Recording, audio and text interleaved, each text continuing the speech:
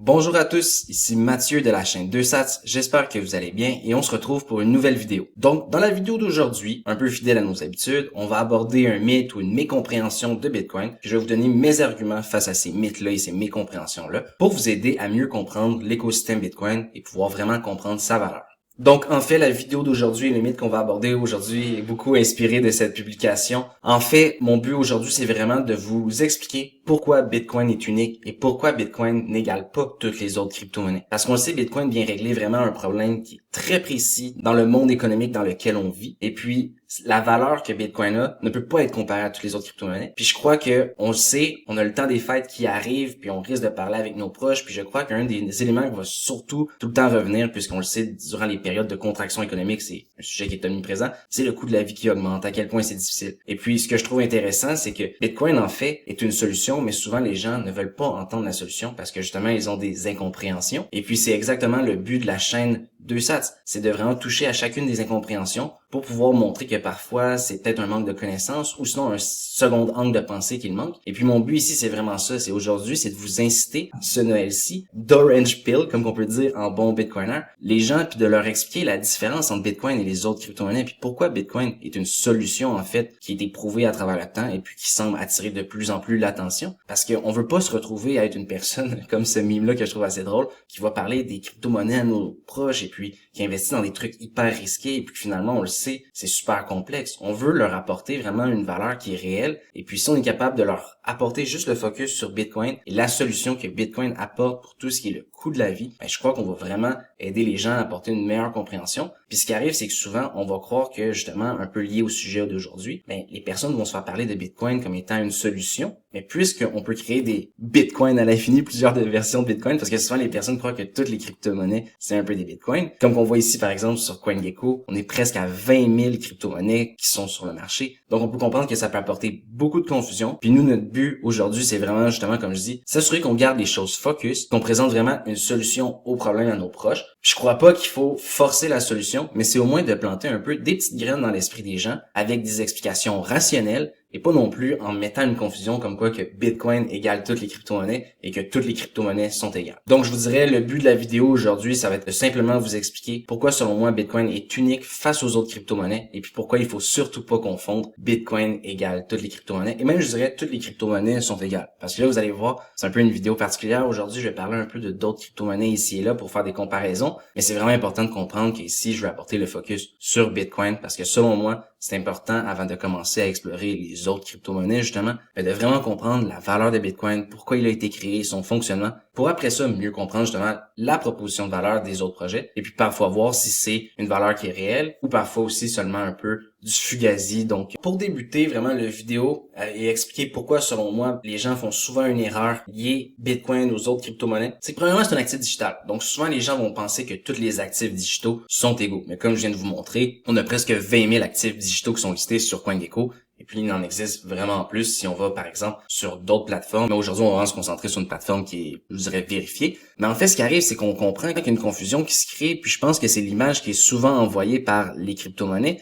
C'est que c'est une industrie où ce qu'on peut devenir riche rapidement et puis que le but est seulement de devenir riche à travers l'investissement. Je pourrais dire que c'est vrai probablement à 98-99% de tous les projets, mais c'est que la réalité, c'est que Bitcoin est probablement plus dans cette fenêtre-là où ce que le but de Bitcoin, lorsqu'on le comprend vraiment, se trouve beaucoup plus dans la conservation de valeur, d'avoir un système alternatif au système actuel qui est défaillant. Ce n'est pas nécessairement de devenir riche.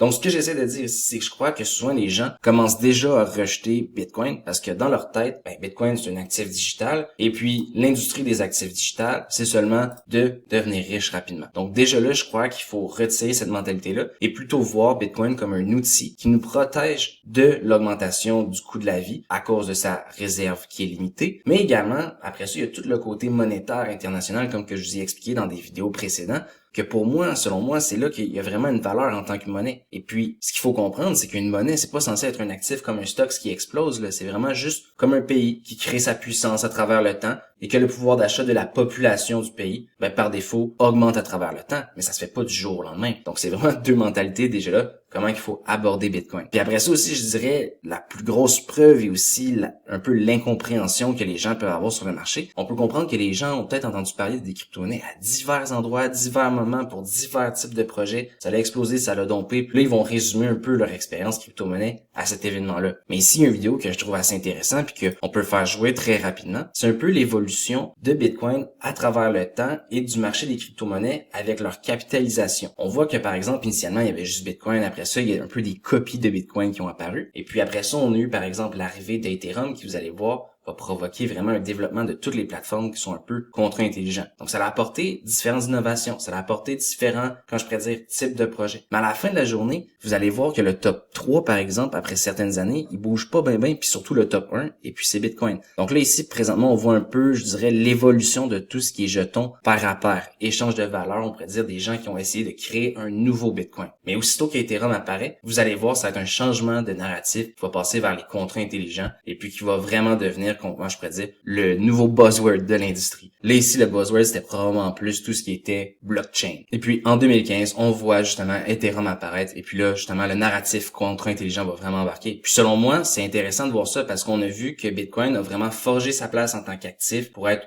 un actif de réserve, pour être un actif d'échange de valeur à travers le monde. Et puis après ça, le narratif des contrats intelligents est arrivé parce que c'était là que c'était intéressant d'avoir, par exemple, une monnaie qui était programmable sur Internet. Et puis, est-ce que ça veut dire que Ethereum et Bitcoin sont en compétition et est-ce qu'ils sont pareils? Non, au contraire. Pour moi, il faut vraiment comprendre que Bitcoin et Ethereum, c'est deux écosystèmes complètement différents, deux utilisations complètement différentes. Et puis, chacun d'eux apporte des valeurs dans leur domaine. Et puis, il y a une raison, justement, pourquoi ils sont restés. C'est parce qu'ils apportent une réelle valeur. Et puis après ça, on va voir justement un peu l'évolution après ça du dernier cycle.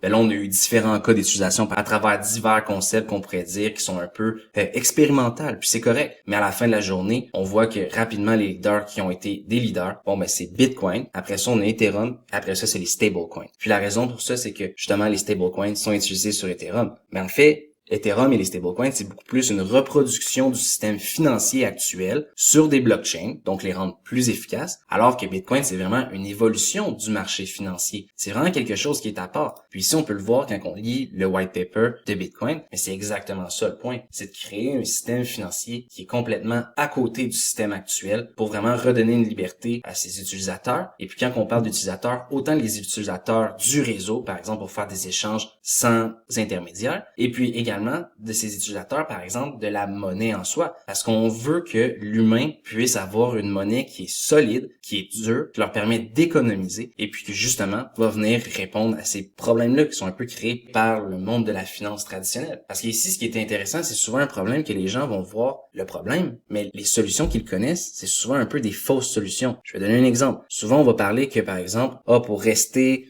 à jour avec l'inflation, je vais avoir besoin d'une augmentation de salaire pour pouvoir rester à jour. Mais le 3/4 du temps, les augmentations qu'on reçoit ne sont même pas équivalentes à la réelle inflation. Donc, on est déjà perdant. Après ça, on peut avoir une mentalité que on doit investir pour pouvoir faire de l'argent et surperformer justement l'inflation, surperformer le marché. Donc, on croit notre pouvoir d'achat à travers le temps. Mais la réalité avec ça, c'est encore une fois, c'est que à la limite qu'on surpasse pas l'inflation réelle, parce que comme je dis, les données par exemple de 3 à 5%, c'est souvent discutable. Ben, en fait, on n'est pas de plus en plus riche, puis en fait, on contribue à une solution qui est dans le même système. Tandis que lorsqu'on économise en Bitcoin, par exemple, ben, à travers le temps, un peu comme j'expliquais avec une monnaie d'un pays qui se développe, on devrait gagner du pouvoir d'achat plutôt que d'en perdre lorsqu'on économise, par exemple, en dollars fiduciaires. Et puis, moi, c'est vraiment là mon point, c'est que faut vraiment comprendre que Bitcoin, c'est un système qui est créé pour être à côté du système, mais que présentement, on voit les leaders, puis on voit certains narratifs, comme par exemple, la tokenisation d'actifs réels qui est fait sur Ethereum et divers blockchains alternatives. Ben, ça, en fait, je vous dirais, c'est simplement l'optimisation du marché traditionnel, on peut dire, de la finance, qui vient utiliser des outils technologiques pour le rendre plus efficace. Mais ça change pas le système. Comme Bitcoin change le système depuis sa création, puis on le voit par le marché, puisqu'il reste dans sa position dominante vis-à-vis des crypto-monnaies et tout le marché des crypto-monnaies. Mais ce que je veux dire ici, c'est si par exemple on reprend cette vidéo-là, puis on fait la comparaison à maintenant aujourd'hui, puis je suis sûr que la vidéo s'y rend, en fait, ben, encore une fois, on voit Bitcoin, Ether,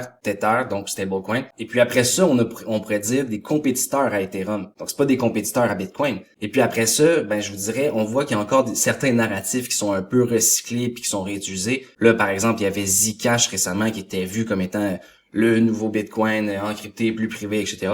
Mais ça, c'est un narratif qu'on a vu tellement de fois par le passé et puis personne n'a réussi. Donc ce que j'essaie de dire ici, c'est que on voit qu'il y a encore un certain recyclage de certains narratifs. Mais ce que je veux dire ici, c'est qu'à la fin de la journée, il y a un narratif qui est solide, qui est toujours resté. Eh bien, c'est Bitcoin et puis son changement que ça apporte dans le système financier. Présentement, on le voit avec toute l'adoption qui se fait par des fonds d'État, par des fonds souverains, par des institutions. Donc, on s'entend, c'est plus juste un actif spéculatif. Comme qu'on peut, par exemple, pousser à la blague ici de commencer à investir dans des jetons de chiens liés à Elon Musk ou quoi que ce soit, parce que je pense qu'il y a un élément qui est plus qu'important, qui vient lier un peu à ce phénomène-là, de pouvoir faire des gains tranquillement, donc sans trop risquer, puis c'est toute la gestion du risque, parce que, je vais donner un exemple, souvent les gens ils se disent « Oh, moi, je veux faire de l'argent, je veux faire du retour, parfait, je vais aller dans le truc le plus risqué au monde, donc je vais aller dans des meme coins de low cap. » Donc là, pour eux, dans leur tête, c'est comme si c'était un choix rationnel parce que risque égale récompense. Mais la réalité, c'est qu'on est probablement mieux de venir se tenir peut-être à la hauteur maximale des investissements alternatifs. Mais si on regarde Bitcoin, il serait où, par exemple, dans des investissements alternatifs? Eux ici doivent parler, par exemple, d'une entreprise start-up. Nous, on parle de Bitcoin, donc c'est un avancement technologique. On est au bout de la courbe.